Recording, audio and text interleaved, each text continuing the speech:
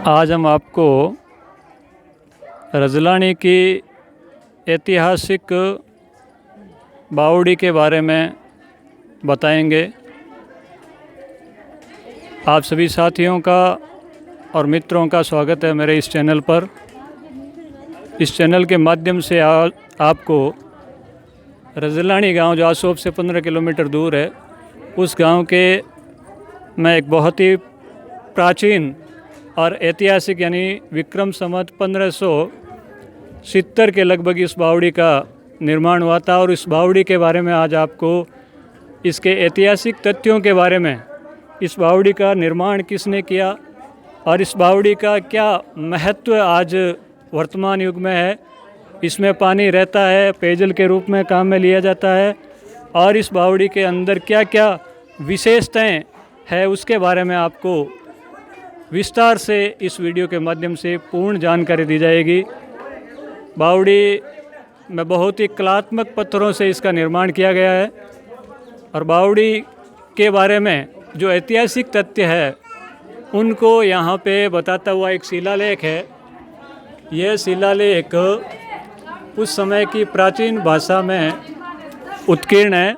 हालांकि हम इसको अभी वर्तमान में पढ़ने में ये नहीं आ रहे हैं अक्सर, लेकिन इसमें इस बावड़ी के निर्माण की पूर्ण जानकारी दे रखी है और बहुत ही कलात्मक रूप से इस बावड़ी का निर्माण यहाँ पे लगभग 1570 ईस्वी में किया गया था।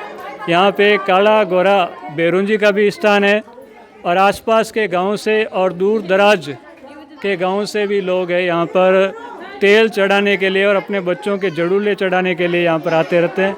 ये सारे लोग यहाँ पे आज बेरू जी को तेल चढ़ाने के लिए यहाँ पे एकत्र हुए हैं, यहाँ पे आए हैं, बाहर गांव के हैं। इस दृष्टि से इसका धार्मिक और ऐतिहासिक महत्व भी है।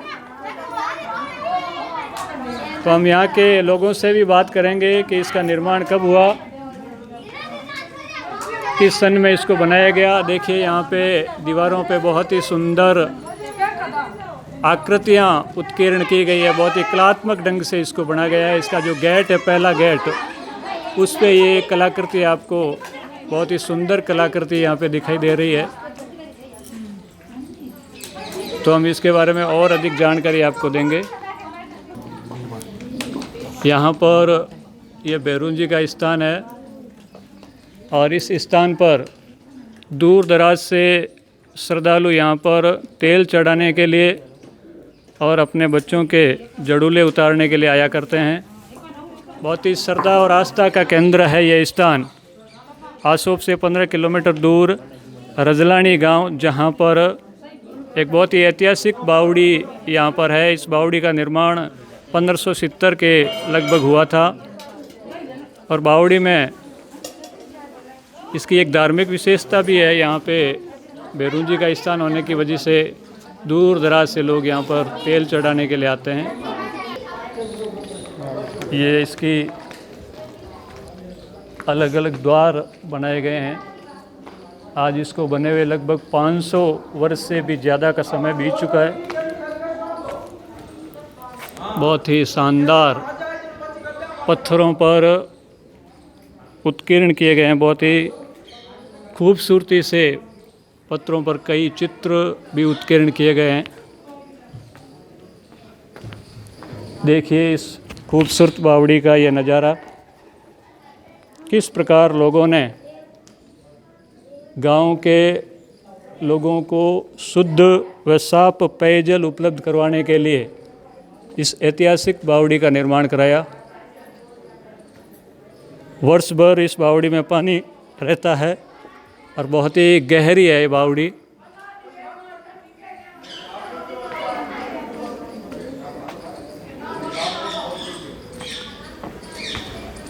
देखिए ये अभी भी बावड़ी में पूरा लबालब पानी इससे भरा हुआ है।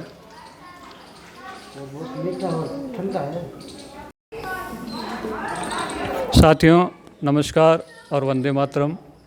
आपको आज हम इस वीडियो के जरिए रजलानी गांव की ऐतिहासिक बावड़ी के बारे में जानकारी देंगे और इस माध्यम से ये भी बताने का प्रयास करेंगे कि इस बावड़ी का निर्माण कब किया गया और किस तरीके से किसने इस बावड़ी को बनाया और आज के युग में, आज के समय में इस बावड़ी का क्या महत्व है।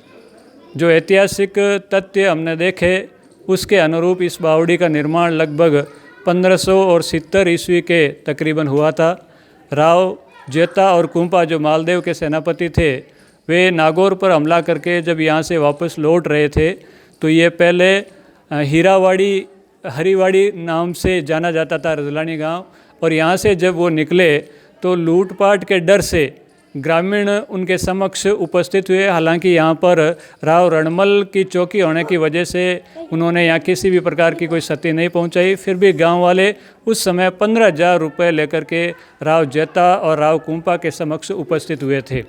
तो राव जेता और कुंपा ने वो पैसे लेने से मना कर दिया और लोगों ने जब विशेष आग्रह किया तो उन्होंने कहा भाई इस पैसों को किसी सार्वजनिक कार्य में लगा देना।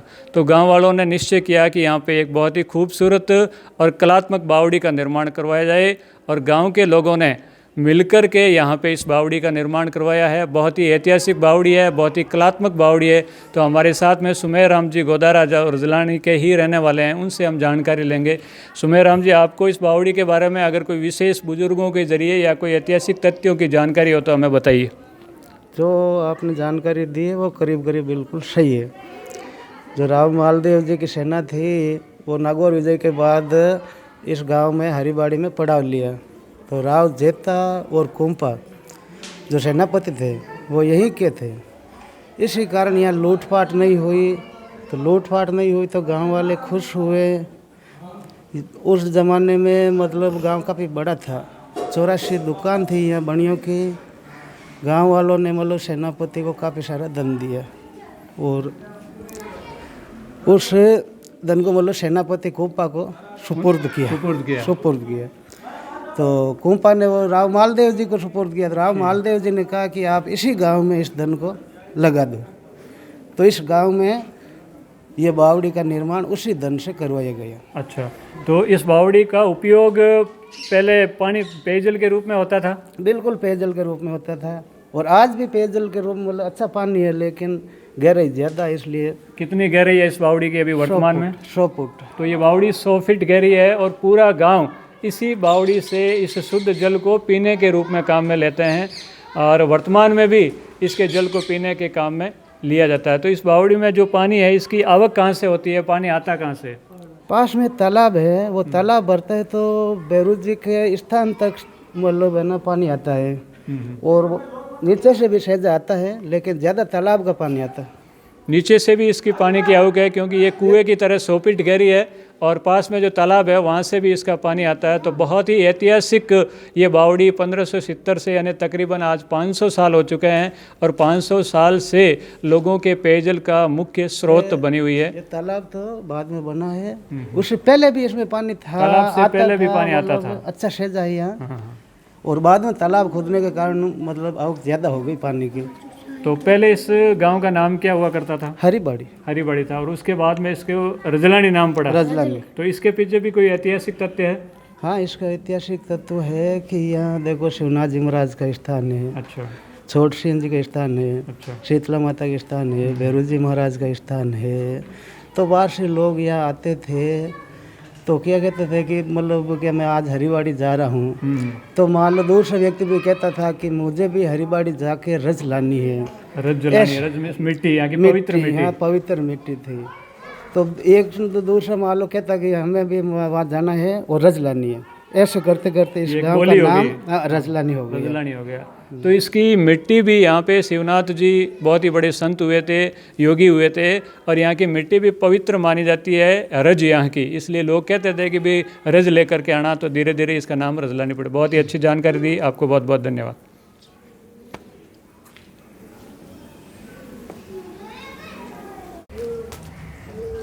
तो देखिए इस ऐतिहासिक बावड़ी में यहाँ पे जो ये प्रतिमा है काले और गोरे भैरून जी की, इस प्रतिमा पर तेल चढ़ाने के लिए दूर दराज से ग्रामीण यहाँ आते हैं और अभी यहाँ पे जो श्रद्धालु उपस्थित हैं यहाँ पे पूजा अर्चना के लिए आए हैं, उनसे बात करते हैं। आपका गांव कौन सा है? अमरपुरा। अमरपुरा।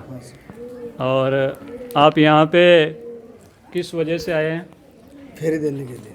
अच्छा, भैरुंजी के तेल चढ़ाने के लिए आए हैं। तो आप कितने टाइम से यहाँ पे आ रहे हो? हर महीना आता हूँ सर। हर महीने आते हो? हर महीना आता हूँ तो आपको इस स्थान की जानकारी कैसे हुई? सर। ये तो परापरी सर ठेठ वडेरू माने ठेठ धावता है सर। अच्छा, आपके पूर्वज भी यहाँ पे आते रहते थे? भी हाँ सर। तो इस वजह से आप हर महीने यहाँ पे आया करते हैं? हर महीना आते हैं। बहुत ही शानदार है। देखिए, ये सारे जो लोग हैं यहाँ पे श्रद्धालु, वो डेगाना से यहाँ पर पहुँचे हैं। बावड़ी में जो भैरू का स्थान है वहाँ पर तेल चढ़ाने के लिए और जो बोलवा बोली जाती है उनके लिए ये यहाँ पर पहुँचे हैं डेगाना से इतनी दूर से। भैरू के स्थान पर अक्सर यहाँ पे लोगों का आना जाना श्रद्धालुओं का रहता है। तो आप कौन से गांव से आए हैं? पालियास। पालियास नहीं, आपका भी पालियास? पालियास गांव कहाँ पे आया हुआ है ये? तो यहाँ पे आप भैरू के दर्शनार्थ आए हैं या किसी दूसरे उद्देश्य से? नहीं, भैरू के तेल चढ़ाने के लिए। तो आप हर वर्ष आते हैं? तो यहाँ आने का प्रयोजन जैसे कोई बोलवा बोली जाती है उसके लिए आते हैं या किसी कोई बच्चा के लिए बोलवा बच्चों के? बच्चा देता है भैरू बाबा। अच्छा, उसके लिए बोलवा बोली थी और तेल चढ़ाते मनोकामना पूर्ण होने पर यहाँ भैरू के